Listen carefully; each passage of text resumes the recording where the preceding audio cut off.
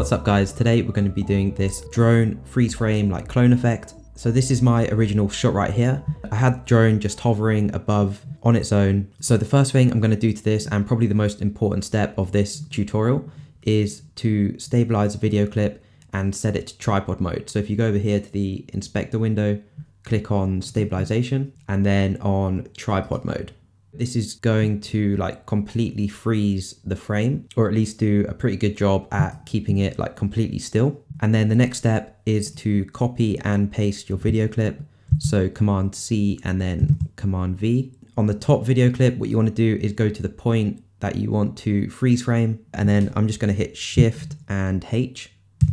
And what this is going to do is hold the video clip so it's just completely still in that frame. And then what we're going to do is go over here to the effects tab and go to masks, draw mask. We'll just drag that on. And then you want to draw around the subject that you want to cut out. So you want to do this in as much detail as you can. So like probably zoom in to about 400% and then draw around. For this tutorial, I'm just going to do it super quick and do it from here. So if you click and hold on these markers, then you can drag out and smooth off the mask to get those like curves. Okay, so got the main outline cut out. And if you have any gaps in between the original mask that you want to cut out, then just add another draw mask, cut around those gaps.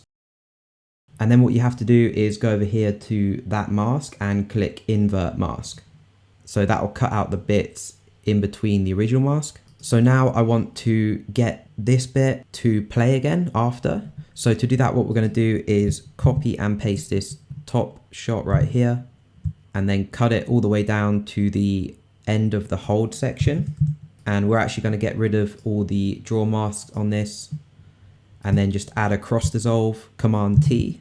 This is a cross dissolve transition. It should be set as default, or you can find it in the transitions tab over here. And then what we need to do is line the middle of this part up with where the red and green cross. So just like that, you want to make this really quite small. So now we should have the freeze frame, and then the freeze frame is going to play again after this cross dissolve transition. Just like that. And yeah, that's pretty much the effect. From here, you can add like glitch effects to the freeze frame. You can select them all, put them in a compound clip and add a bit of movement. There's a bunch of things you can do after, but that's pretty much the effect. I hope you guys enjoyed this video and I'll see you in the next one.